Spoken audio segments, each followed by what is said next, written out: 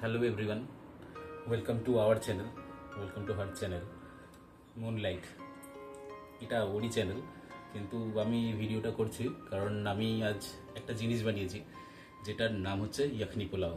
Video description দেখে তোমরা বুঝতেই পারবে জিনিসটা আসলে কি। এই ইয়াখনি পোলাওটা আসলে কি জানো তো? ইয়াখনি পোলাওটা হচ্ছে একটা পার্সিয়ান কুইজিন, মানে একটা পার্সিয়ান খানা। এটার মানে হচ্ছে যে স্লো কুকড মিট, মানে মটনের ঝোলের মধ্যে পুরো খাবারটা তৈরি হয়। খাবারটা একটু দেখাচ্ছি।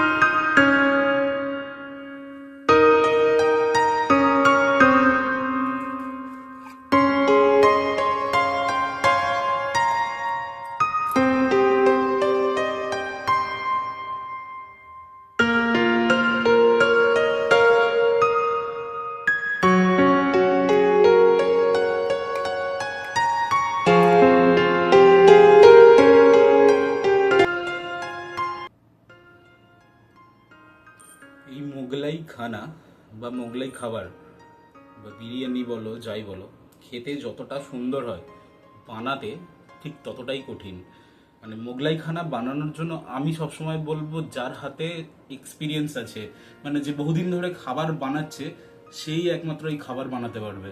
কিন্তু আমি এটা ফার্স্ট টাইম ট্রাই করছি। আমি প্রায় 4-5 বছর ধরে রান্না করছি, কিন্তু এটা কেন বানাইনি জানো? খাবারটা বানানো সত্যিই খুব কঠিন। এটা স্পেশালি বানানো হয় মানে পুরো মটনের ঝোলটার মধ্যে। মটনের ঝোলটা এমনভাবেই মেনটেন করতে হয় যাতে ভাতটাও আপনার ঠিকঠাক থাকবে, মানে একটু দেখাই ভাতটাও ঠিকঠাক থাকবে, ঠিকই আছে, প্লাস মটনটাও সেদ্ধ হবে। মটনটা হালকা শক্ত আছে কারণ ফার্স্ট টাইম ট্রাই করছি। সেরকম সেদ্ধ শক্ত নেই, এটা দাঁত দিয়ে খাওয়াই যাবে আশা করছি। আর এই যে দেখতে পাচ্ছেন আলু, ইয়াখানি পোলাওতে কোনোদিন আলু ইউজ হয় না, কিন্তু আমরা হচ্ছি বাঙালি, আমরা যেমন বিরিয়ানিতে আলু খেয়েছি সেরকম আমি ইয়াখানি পোলাওতেও আলু দিয়েছি। এবার দেখি খাবারটা কেমন খেতে হয়েছে। এই যে আলু দেখুন পুরো পরিষ্কার নরম আলু নিলাম একটু। এই যে মটন দেখে নিন পুরো হাড় ছেড়ে গেছে, এই যে ঝরে ঝরে পড়ছে, ওই কোন কোন দাদার সব বিরিয়ানির মটনের মতো। এই যে মটন, ট্রাই করে দেখি কেমন হয়েছে খেতে। এই যে